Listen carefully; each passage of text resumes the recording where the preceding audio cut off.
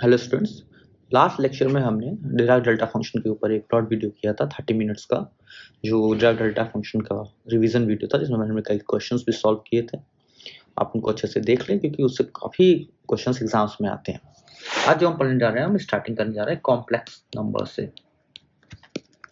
It is also a revision thing, so हम बहुत तेज़ी से मूव करेंगे, जितनी तेज़ी से हो पाए हम खत्म करने की कोशिश करेंगे विद क्वेश्चंस। ओके, सबसे पहले कॉम्प्लेक्स नंबर क्या होता है। लेट्स से हमारे पास x स्क्वायर इक्वल टू -4 है, सो हम x की वैल्यू जो होगी हो जाएगी +-2i। सो यहाँ जो i है, this is termed as iota, and ये जिसके साथ भी होता है this called a complex number. तो अगर हम कार्टेशियन की बात करें, कार्टेशियन सिस्टम की बात करें, तो कॉम्प्लेक्स नंबर डिनोट करने का एक अलग तरीका है। स्फेरिकल की बात करें तो कॉम्प्लेक्स नंबर डिनोट करने का एक अलग तरीका है। तो अगर हम कार्टेशियन की बात करें तो कॉम्प्लेक्स नंबर डिनोट करने का तरीका है z is equal to x plus I y. Okay, जहाँ पे x पार्ट आपका रियल पार्ट है और y आपका इमेजिनरी पार्ट है। अगर इसको हम पोलर फॉर्म में देखने की कोशिश करें, तो पोलर फॉर्म में इसको हम कैसे लिखेंगे। पोलर फॉर्म में इसको लिखने का एक डिफरेंट वे है। पोलर फॉर्म में इसको हम लिखेंगे x is equal to r cos theta and y is equal to r sine theta. जिससे मतलब z हो जाएगा तुम्हारा r कॉमन ले रहा हूं मैं, cos theta plus i sine theta, और डिमास थ्योरम आपको याद होगा, ये हो जाएगा r e to the power i theta. Okay, so ये हो गया पोलर फॉर्म में, आप इसको ऐसे लिख सकते हो r e to the power i theta. जहां पे टर्म्स पे ध्यान दीजिएगा, r is known as modulus and theta is known as argument. Okay, so r is modulus and theta is the argument. So generally ये क्या होता है, जब भी हम लिखते हैं z is equal to x plus i y, तो इसका मतलब ये होता है कि हमारे पास एक कार्टेशियन कोऑर्डिनेट सिस्टम है जिसमें x एक्सिस आपका रियल पार्ट है, this is the real part and this is the imaginary part. Okay, so अगर मैं एक पॉइंट यहाँ पे लेता हूँ कोई, इस पॉइंट का कोऑर्डिनेट हो जाएगा x प्लस आई वाई, ये हो जाएगा इसका r, सॉरी ये हो जाएगा r। Okay, so this is r, ये हो जाएगा y and this is x। Okay, तो ये हो गया आपकी टोटल चीजें, और ये हो जाएगा theta. Theta means angle from x axis. Okay, theta is angle from x axis. Okay, angle from x axis ठीक है, पर इसकी भी एक डायरेक्शन होती है। ये एंटी क्लॉकवाइज डायरेक्शन में जा सकता है या क्लॉकवाइज डायरेक्शन में जाता है। तो थीटा पॉजिटिव होता है एंटी क्लॉक डायरेक्शन में, और थीटा नेगेटिव होता है क्लॉकवाइज डायरेक्शन में। ओके, इस बात को याद रखिएगा। अभी अगला है कॉम्प्लेक्स कॉन्जुगेट किसे बोलते हैं। कॉम्प्लेक्स कॉन्जुगेट, कॉम्प्लेक्स कॉन्जुगेट बोलते हैं मिरर इमेज ऑफ जेड, आप बोल सकते हो इसको mirror of Z. This is Z क्या होता है, जेड होता है आपका x प्लस आई वाई, इसका mirror image about y axis में बोलूंगा। यहाँ पे मैं लिख देता हूँ of z about y axis is the complex conjugate. Okay, अब इसका मतलब क्या हुआ, यहाँ पे अगर ये z is equal to x plus I y है, तो z बार कितना हो जाएगा x माइनस आई वाई। आप सारे के सारे i को माइनस आई में ट्रांसफॉर्म कर दोगे, simply z is equal to z minus i y. Okay, ऐसे ही पोलर फॉर्म में जैसे हम लिखते हैं z is equal to r e to the power i theta, तो इसका कॉम्प्लेक्स कॉन्जुगेट हम डिनोट करते हैं z बार, जो हो जाएगा r e to the power minus i theta. Okay, clear. Properties इसकी कुछ सिंपल सी होती है कि अगर z1 प्लस z2 के होल पे कॉन्जुगेट हो, तो ये simply z1 conjugate plus z2 conjugate हो जाती है। अब सिमिलरली अगर मल्टीपल में हो, z1 into z2 whole conjugate हो, तब भी ये z1 conjugate into z2 conjugate हो जाती है। ऐसे ही डिवीजन में भी होता है। ओके ओके, लेट्स से हमारे पास z है x प्लस आई वाई, और z बार है हमारे पास, और z स्टार है हमारे पास x minus i y. z star is also complex conjugate. तो जो रियल पार्ट को हम लिखेंगे, कैसे लिखेंगे, real part of z is equal to, दोनों को ऐड कर देंगे तो हो जाएगा x, real part is x, जो हो जाएगा आपका z plus z star by 2। ऐसे इमेजिनरी पार्ट अगर मैं लिखूं ऑफ z, तो ये होता है y, ये हो जाएगा 1/2y z plus z star. Okay, actually it will be z minus z star, sorry, z minus z star. Okay, तो ये हो गया आपका रियल पार्ट, ये हो गई आपकी इमेजिनरी पार्ट। तो आपको जब भी कोई कॉम्प्लेक्स फंक्शन दे दे और रियल और इमेजिनरी पार्ट निकालने को बोले तो आप सिंपली ये फॉर्म इस्तेमाल कर सकते हो। Okay fine. उसके बाद आता है टर्म जो मैंने ऊपर डिफाइन किया था, जब हम लोग लिखते हैं z equal to r e to the power i theta, तो यहाँ पे r होता है जिसे बोलते हैं मॉडुलस,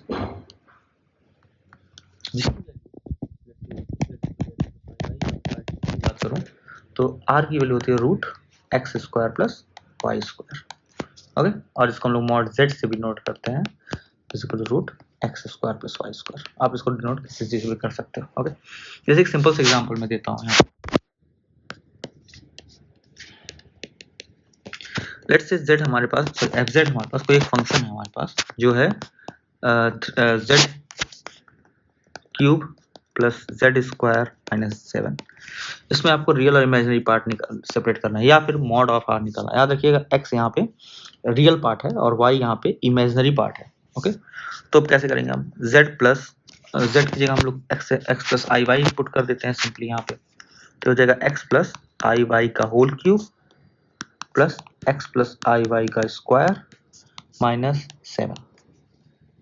ओके, अभी ये x क्यूब, ये हो जाएगा माइनस आई वाई क्यूब, ये हो जाएगा plus 3x square i y minus 3x y square plus x square minus y square plus 2i/x minus 7। Okay, यहाँ पे कुछ प्रॉपर्टीज है आयोटा जो हमने यूज की हैं, जैसे i, तो i ठीक, ओके, आई स्क्वायर की वैल्यू होती है -1, फाइन, आई स्क्वायर की वैल्यू होती है -1।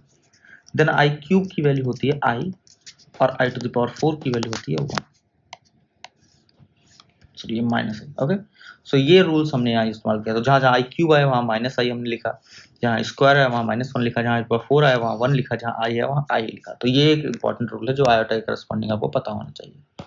ओके, अब इसके बाद हम इसको फर्दर अगर सॉल्व करें तो अब हमें सिर्फ कुछ नहीं करना है, सिर्फ रियल और इमेजिनरी पार्ट को सेपरेटली लिखना है। तो पहला रियल पार्ट एक्स क्यूब, दूसरा real part is 3xy square, चौथा is x square minus y square minus 7। ये हो गया मेरा real part, plus imaginary part लिखेंगे minus y cube plus 3x square y plus 2yx। तो ये हो गया मेरा रियल पार्ट, ये हो गया मेरा इमेजिनरी पार्ट। अब अगर मॉड और मॉड z मुझे निकालना हो तो सिंपली क्या करूंगा, root x cube minus 3xy square plus x square minus y square minus 7 का whole square plus minus y cube plus 3x square y plus 2yx का होल स्क्वायर। ये हो जाएगा हमारा टोटल फंक्शन मॉडुलस। ओके, ये हो जाएगा हमारा टोटल मॉडुलस। तो मॉड z आप यहां से सिंपली निकाल सकते हो। Okay, yes. अगला, इसकी भी कुछ प्रॉपर्टीज हैं, सिंपल सी प्रॉपर्टीज है, आप एक बार देख लें। जैसे पहली प्रॉपर्टी है वही मल्टीपल डिवीजन का, जैसे आपने कॉम्प्लेक्स कॉन्जुगेट में देखा था, सेम वही प्रॉपर्टी है इसकी। जैसे mod z1 z2 is equal to z1 mod into z2 mod. Simply आप डिवीजन में देखेंगे, अगर लेट्स से ऐसा दिया हो mod z1 z2 bye z3, तो इसको भी आप लिख सकते हो mod z1 mod z2 bye mod z3। पर अगर आप सब्सट्रैक्शन और एडिशन की बात करते हो तो उसमें थोड़ा सा चीजें वेरी करती हैं। मॉड z1 z2 ये या तो इक्वल और स्मॉलर होगा mod z1 plus minus mod z2, ये याद रखिए। ओके, इससे सिंपल क्वेश्चंस आते हैं कुछ, दैट इज फाइन। अभी हम आगे देखेंगे इसके बारे में और। ओके, अगर हम पोलर कोऑर्डिनेट की बात करें, पोलर कोऑर्डिनेट की बात करें, ये तो हमने नॉर्मल कोऑर्डिनेट की बात की, कार्टेशियन कोऑर्डिनेट की बात की, मॉड z कैसे निकलता है, प्रॉपर्टीज क्या हैं उसकी। तो अगर हम एक पोलर कोऑर्डिनेट की बात करें तो ये तो कहानी थोड़ा सा डिफर होता है। तो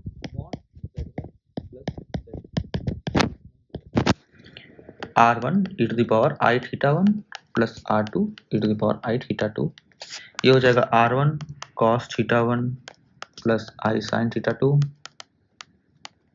plus r2 cos theta 2 plus I sin theta 2। तो अब इसको अगर हम रियल और इमेजिनरी पार्ट को सेपरेट करें तो हो जाएगा r1 cos theta 1 plus r2 cos theta 2 plus iota r1 sin theta 1 plus r2 sin theta 2। Perfect. अब अगर मॉड हमको निकालना है तो ये तो सिर्फ z1 प्लस z2 हो गया एक्चुअली। अब अगर मॉड हमको निकालना है तो अंडर रूट रियल पार्ट का square r1 cos theta 1 plus r2 cos theta 2 का स्क्वायर प्लस इमेजिनरी पार्ट का square r1 sin theta 1 plus r2 sin theta 2 का स्क्वायर। ओके, सो खोल देंगे हम।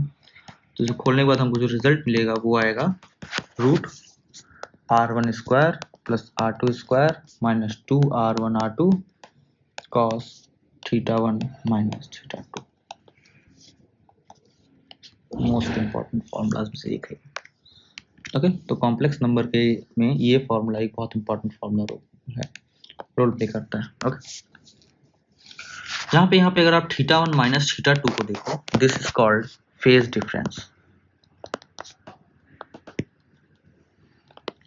और इसको आप ऐसे argument of z1 minus argument of z2, आप इस तरह भी इसको बोल सकते हो। ओके, एक सिंपल सा क्वेश्चन मैं तुमको देता हूँ। अब ये क्वेश्चन इसी के बेसिस पे, फेज डिफरेंस के बेसिस पे क्या है। क्वेश्चन ये है कि mod z1 plus z2 is equal to mod z1 minus z2, then phase difference is, आपको फेज डिफरेंस निकालना है इस क्वेश्चन में। कैसे? मॉड z1 प्लस z2 क्या होता है? r1 square plus r2 square plus 2r1 r2 cos theta 2 minus theta 1 होता है। ये होता है आपका। और ऐसे z1 माइनस z2 कितना हो जाएगा? r1 square plus r2 square minus 2r1 r2 cos theta 2 minus theta 1 हो जाएगा। ओके, ये याद रखिएगा। उसके बाद इसलिए हमने यहाँ ये प्लस में निकाला है, दैट्स वाई यहाँ पे ये प्लस साइन मुझे देखने को मिलेगा। क्या यहाँ पे एक प्लस साइन आपको देखने को मिलेगा। जब आप z1 माइनस z2 निकालोगे तो आप ये पाओगे कि यहाँ पे आपको माइनस साइन देखने को मिलेगा। ओके, तो जनरली ये रूल ऐसे काम करता है। तो मैं ये फॉर्मूला एक बार लिख देता हूँ क्वेश्चन से पहले।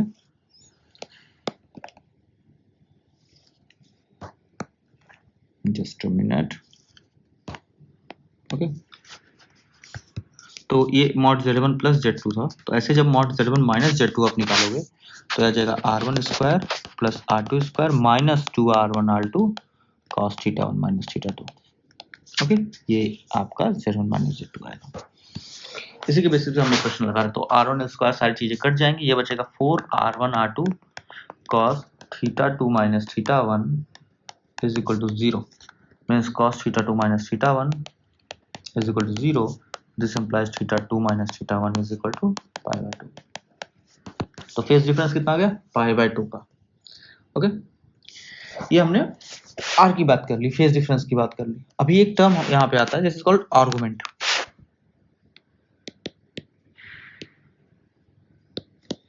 तो किसी भी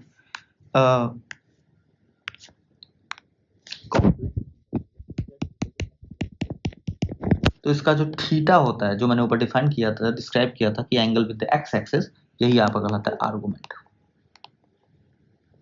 और इसको कैसे डिफाइन करते हैं? tan inverse of y by x, ये हो गया आपका आर्गुमेंट।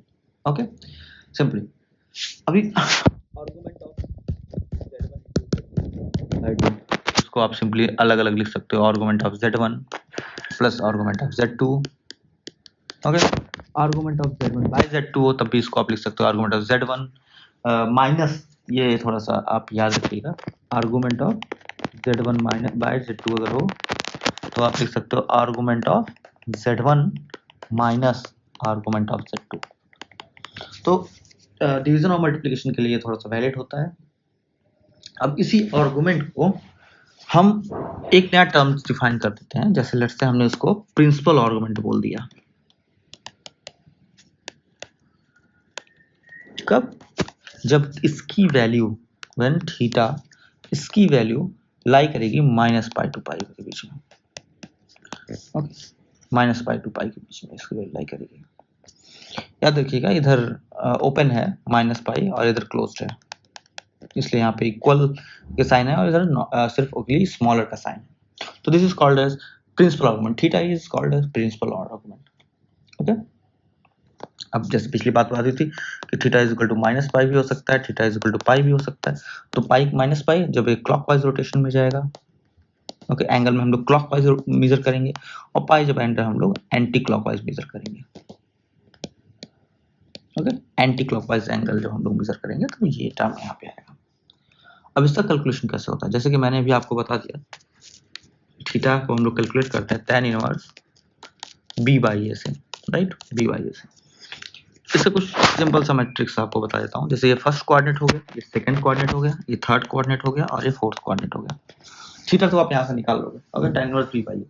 पर अगर आपको पता है कि कोऑर्डिनेट कौन सा, जैसे let's say z equal to x plus I y है, तो पहला कोऑर्डिनेट कौन सा होगा जिसमें x और y दोनों प्लस प्लस होंगे।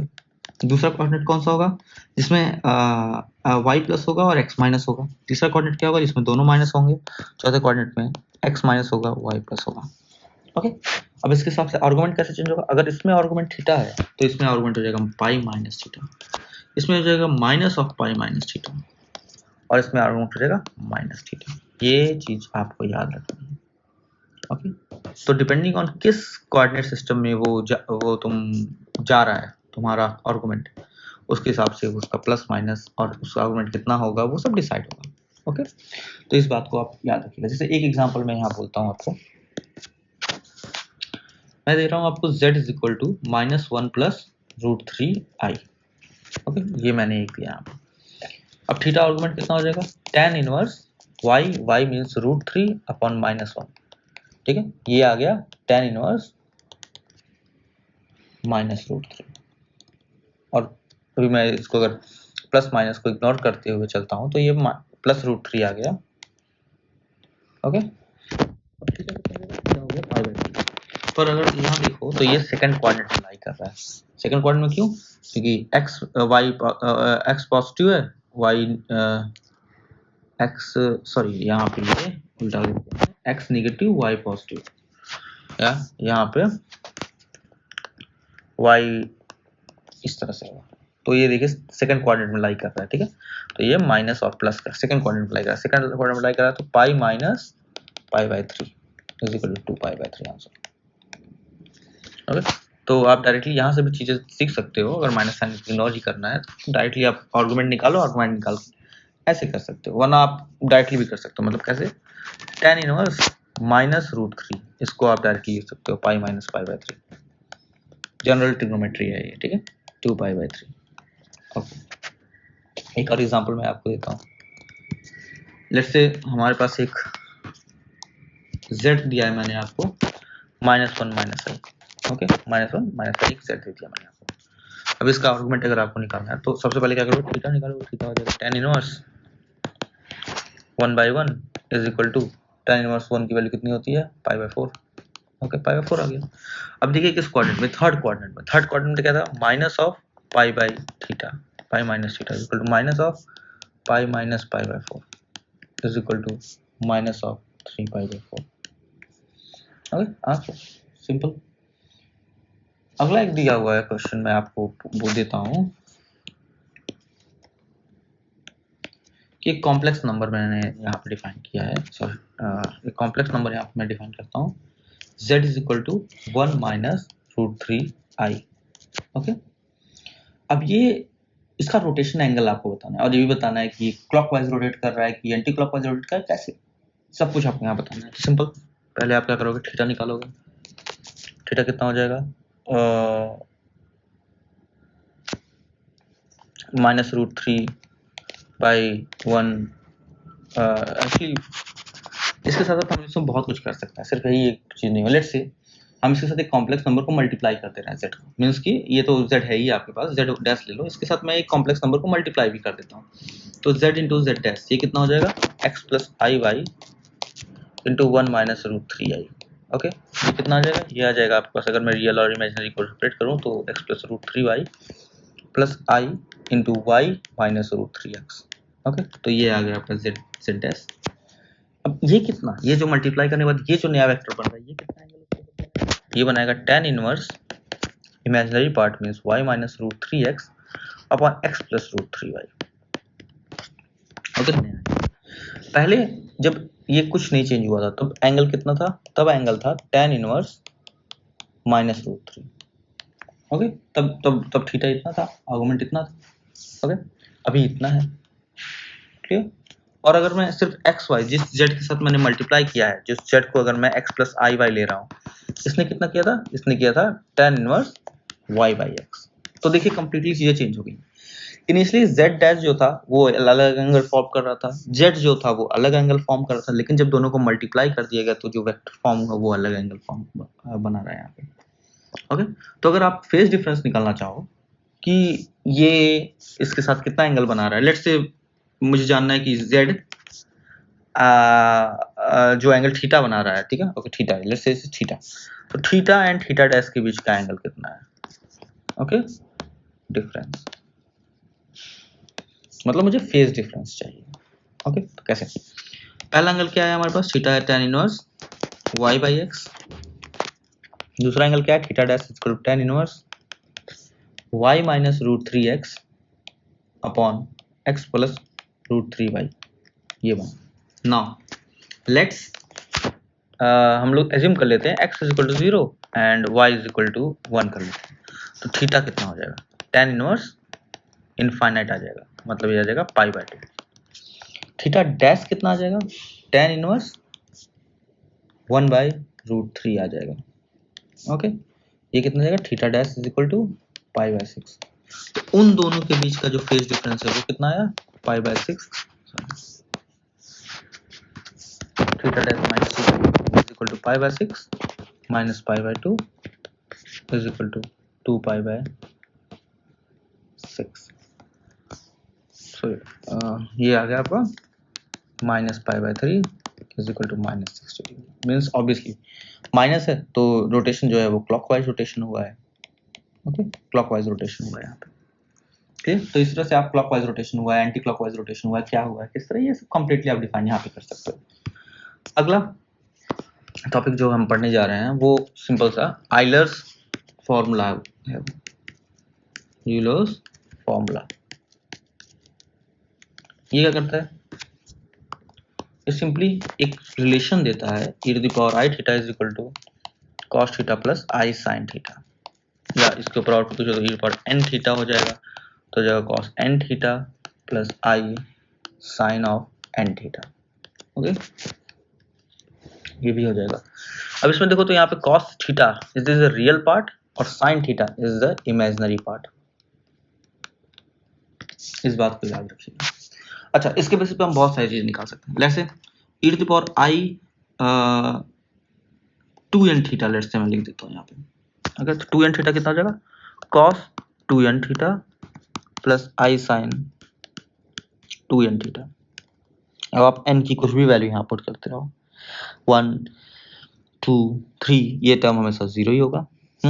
और यहाँ पे भी आप n की वैल्यू कुछ भी पुट करते रहो, 1 2 3 4, ये टर्म हमेशा 1 ही देगा. Okay, so this one be 1. Okay, इसी तरह अगर मैं e to the power 2n plus 1 i pi बोलता हूँ तो ये हो जाएगा -1. e to the power 4n plus 3 i pi by 2 बोलता हूँ तो ये हो जाएगा -i. इसी तरह आपसे आप 2n पर एक्सपोनेंशियल के पावर्स को चेंज कर करके डिफरेंट वैल्यूज को अडॉप्ट कर सकते हैं यहाँ पे. ओके, अब मैं इससे करस्पॉन्डिंग एक क्वेश्चन आपको यहाँ देता हूँ. क्वेश्चन है summation of n is equal to 0 to infinite r to the power n sin of n theta. इसकी वैल्यू बतानी है at r is equal to 0.5 and theta is equal to pi by 3. Okay, तो कैसे होगी ध्यान दीजिए. सबसे पहले sin theta is the imaginary part. Okay, so imaginary part हो जाएगा समेशन n बराबर 0 से infinite r to the power 2n to the power i n. Okay, imaginary part हमको यहाँ मिल गया. अब हमको पता है z is equal to r e to the power i theta होता है, तो z to the power n हो जाएगा r to the power n e to the power i n theta. अब इसको अगर हम करें तो imaginary part of z to the power n summation, इसको अगर हम ओपन करते हैं तो imaginary part of 1 plus z to the power 0 z plus z square plus z to the power cube dot ये चलता जाओ। अब देखिए ये एक जीपी फॉर्म कर रहा है, means a into r square and so on. तो ये अगर हम जीपी का आपको पता है तो होता है ए अपॉन 1 माइनस आर, अगर आपका टर्म इनफाइनाइट तक टेंड कर रहा है तो। ओके, तो इससे कितना हो जाएगा 1 अपॉन 1 माइनस इमेजिनरी पार्ट इसका। ओके, 1 अपॉन 1 माइनस जेड का इमेजिनरी पार्ट। ओके, तो अब 1 अपॉन 1 माइनस जेड का इमेजिनरी पार्ट कैसे निकालेंगे? सबसे पहले हमको पता है z इज इक्वल टू है आर का आपका r e to the power i theta. R की वैल्यू दी है 0.2 मतलब 1/5 और थीटा की वैल्यू दी है e to the power i. Theta कितना दिया है? पाई/3 आई पाई/3। ओके, तो ये हो जाएगा 1/2 cos पाई/3 प्लस आई साइन पाई/3। ओके, ये हो जाएगा 1/2 cos पाई/3 की वैल्यू कितनी होती है? 1/2 प्लस आई √3/2। ओके, ये आ गया z की वैल्यू। तो अब यहाँ imaginary part 1 upon 1 minus 1/4 plus i √3/4, इसको यहाँ पुट करो, सॉल्व करो। सॉल्व करने पे कितना आ जाएगा? ये आ जाएगा imaginary part of 4 upon 3 minus √3i। Okay, अब इसको हम लोग ऊपर मल्टीप्लाई भी करेंगे तो imaginary part of 4 into 3 plus √3i upon ये हो जाएगा आपका 9 plus 3 is equal to imaginary part of 4 bracket में 3 plus √3i upon 12। Okay, imaginary part इसका कितना है? इमेजिनरी पार्ट है 4√3/12 इज इक्वल टू 1/√3। ये हो गया आपका आंसर। ओके, तो ये देखा आपने कितनी सिंपली से ये चीज आगे फॉरवर्ड की डायरेक्शन में मूव करती है। Okay, clear? इसके बाद हम लोग अगले क्लास में फिर स्टार्ट करेंगे, कॉम्प्लेक्स को ही कंटिन्यू करेंगे। Thank you.